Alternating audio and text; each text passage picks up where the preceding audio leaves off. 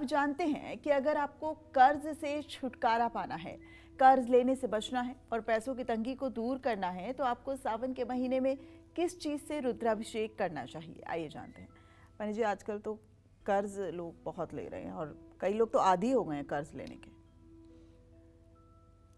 हमारे पिताजी कहते थे कि गए पूत जब मांगे पाए।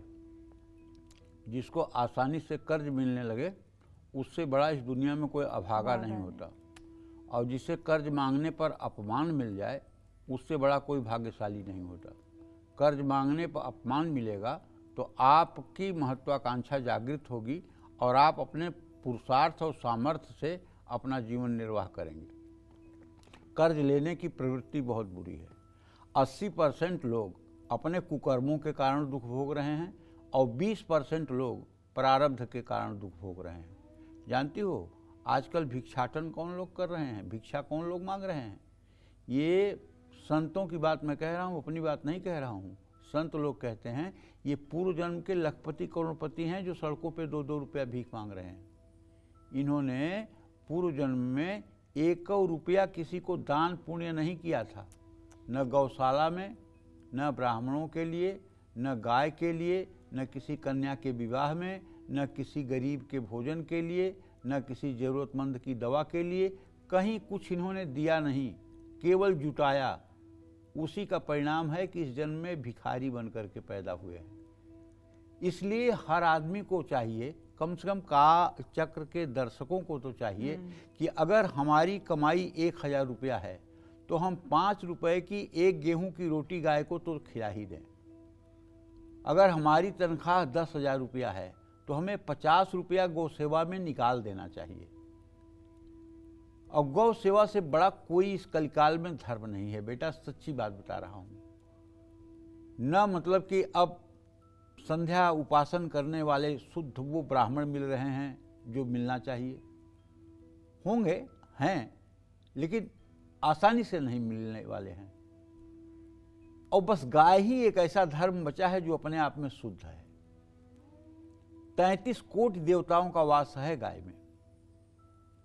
गाय को ज्यों ही कुछ आप अर्पित करते हैं, समझ लीजिए आपके जन्म जन्मांतर का पाप क्षरण हो जाता है।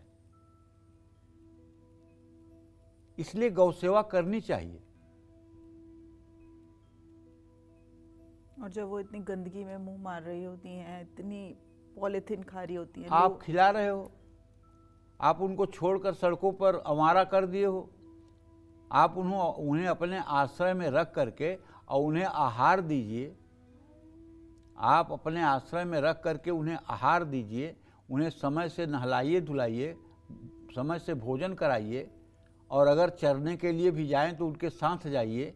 तो वो कैसे मतलब कि गंदे में मुंह मारेंगी? आज लोग अपने परिवार को जब ज़्यादा स्वतंत्रता दे रहे हैं तो परिवार के लोग निकल करके गंदगी में मुंह मार रहे हैं। और रोज़ आए दिन मतलब कि सोशल मीडिया व अखबारों में इतनी गंदी गंदी खबरें आ रही हैं। ये लोग जो इंसान होकर के गंदी गंदी जगहों पे मुंह मार रहे हैं, इनके बारे में क्या कहोगी? वो तो पशु है, गाय तो पशु है, उसके अंदर विवेक नहीं है। लेकिन 33 कोटि देवी देवता हैं उसके अंदर। अगर आज आप अपने संतान की तरफ से जरा सा लापरवाह हो जाएं, बेटी बेटे की तरफ से लापरवाह हो जाएं, पत्नी की तरफ से लापरवाह हो जाएं, तो ये कहां कहां मुंह मार देंगे, आपको कुछ भरोसा है? तो गाय को क्यों देख रहे हो? अच्छा पक्ष देखो ना। 10,200 गाय जड़खोर धाम में संत श्री राजेंद्र दास जी द्वारा संचालित गौशाला में 10,200 गैया हैं। मैंने प्रत्यक्ष अपनी आंखों से देखा है। और उस गौशाला में आप पूरा घूमिए, कहीं गोबर और गोमूत्र का स्मेल नहीं आएगा। ऐसा लगेगा जैसे 5 स्टार होटल की तरह सफाई है। कहीं आपको रत्ती भर गंदगी नहीं दिखाई देगी। और सारी गायें तंदुरुस्त और मतलब कि संपन्न, और सबके कान में एक एक आधार कार्ड का टैग लगा हुआ है, बछड़े से लेकर गाय तक के अंदर, कहीं खो ना जाए। तो कुपोषित गायें जो हैं, जो दूध नहीं दे रही हैं, या कुपोषित जो बछड़े हैं अब खेत में तो बछड़े काम नहीं करते, तो उनको लोग सड़कों पे मारा मारा छोड़ देते हैं। उनकी सेवा करना, गोवंश की रक्षा करना, ये हमारा धर्म है। गोवंश से धरती बचेगी बेटा, गोवंश बचेगा तभी धरती बचेगी, गोवंश नहीं बचेगा तो धरती नहीं बचेगी। आप ये बात बहुत अच्छी तरह से जान लीजिए। इसलिए गोवंश की रक्षा करना हम सभी सनातनियों का धर्म है। हम एक रोटी भले कम खाएं, लेकिन गोवंश की रक्षा के लिए हम तत्पर रहें। और हाँ, मैं तो भगवान माँ विंध्यवासिनी से, भगवान श्री राम से, भगवान शिव से प्रार्थना करता हूँ कि हे भगवान, मेरे जीते जी इन आँखों से मैं ये देखूँ कि गाय को राष्ट्रीय धरोहर घोषित किया जाए और पूर्ण रूपेण गोहत्या इस देश में बंद की जाए, पूर्ण रूपेण गोहत्या बंद की जाए, गोवंश का नुकसान इस देश में बंद हो। इसके लिए कानून बने, इसके लिए सब लोग के अंदर जागृति होनी चाहिए। जिस धरती पर गाय का रक्त गिरता है वह धरती मलिन होकर के नष्ट हो जाती है। इसलिए गोवंश की रक्षा होनी चाहिए।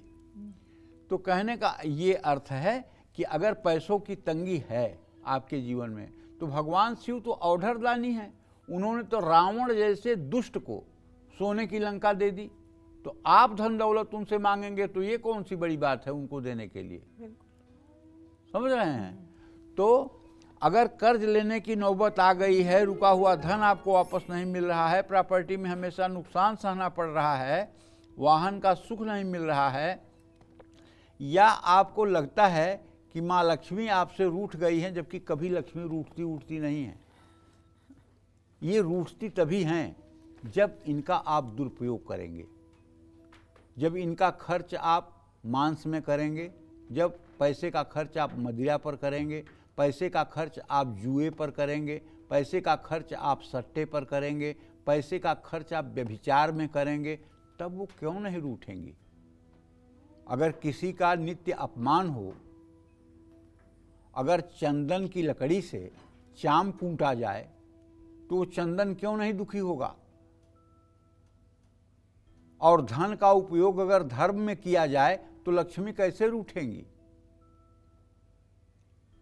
तो धन लाभ कर्ज से छुटकारा पाने के लिए रुद्राष्टाध्यायी का पाठ करते हुए भगवान भोलेनाथ का गन्ने के रस से अभिषेक करने का शास्त्रों में वर्णन है।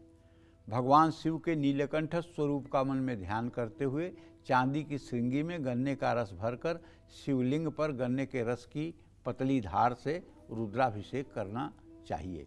भगवान भोलेनाथ को बेलपत्र जरूर चढ़ाना चाहिए और हो सके तो शिव गायत्री मंत्र का भी जप करना चाहिए। पूजा करने के बाद शिवलिंग को साफ जल से धोकर शुद्ध वस्त्र से अच्छी तरह से पोंछकर साफ करना चाहिए और जितना शास्त्रों में वर्णित है राजोपचार पूजन, भगवान शिव का वो पूजन करना चाहिए। जय मां विंध्यवासिनी।